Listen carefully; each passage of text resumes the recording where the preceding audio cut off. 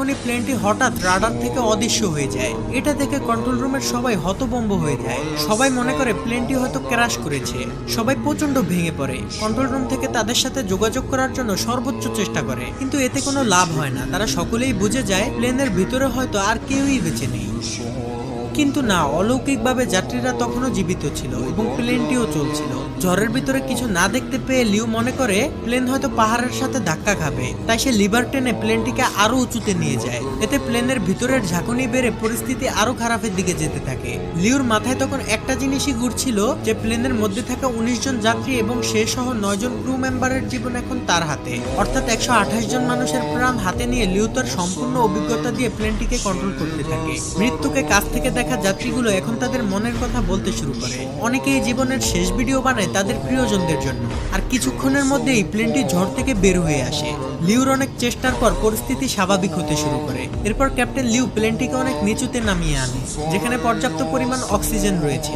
এরপর সকল পাইলটরা ভালোভাবে দেখার জন্য অক্সিজেন মাস্কটি খুলে ফেলে। ঠিক তখনই চ্যাংডু এয়ার কন্ট্রোল সেন্টারের রাডার প্লেনটিকে আবার ডিটেক্ট করে ফেলে। এটা দেখে কন্ট্রোল রুমে থাকা সবাই খুশি হয়ে যায়। তারা যেন বুক ফুলিয়ে শান্তির নিঃশ্বাস নেয়। এমনকি কন্ট্রোল রুমের সাথে প্লেনের রেডিও কানেকশনও ঠিক হয়ে যায়। এমন ভয়ঙ্কর অবস্থা থেকে ফিরে আসা কন্ট্রোল রুমের কেউই যেন কল্পনা করেনি। যাই হোক, রেডিও কানেকশন ঠিক হওয়াতে ক্যাপ্টেন লিউ আবারও কন্ট্রোল রুমের সাথে যোগাযোগ করতে সক্ষম হয়। কিন্তু উইন্ডো শিল্ড ভাঙা থাকার কারণে প্রচন্ড বাতাসে পাইলটদের কথা কন্ট্রোলাররা বুঝতে পারে না। কিন্তু কন্ট্রোল রুমের কথা যেহেতু তারা শুনছিল, তাই কন্ট্রোল রুম থেকে তাদেরকে ইমার্জেন্সি ল্যান্ডিং করতে বলে।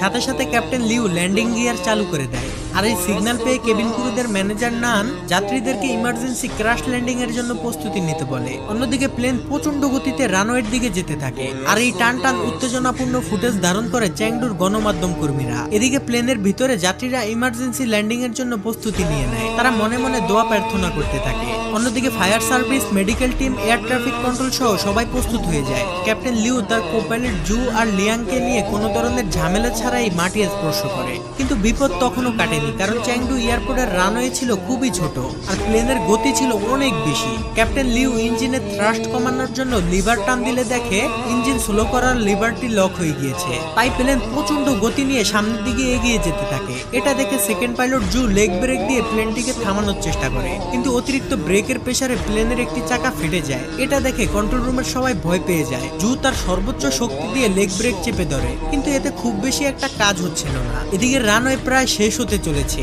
তাই ক্যাপ্টেন লিউ, জু আর লিয়াং মিলে তাদের সর্বোচ্চ শক্তি দিয়ে ইঞ্জিন স্লো করার লিভারটি টেনে ধরে। এরপর তারা বহু কষ্টে রানওয়ের একদম শেষ মাথায় গিয়ে প্লেনটিকে থামাতে সক্ষম হয়। এটা দেখে কন্ট্রোল রুমের সবাই খুশি হয়ে যায়। এমন অসম্ভবকে সম্ভব হতে দেখে তাদের চোখ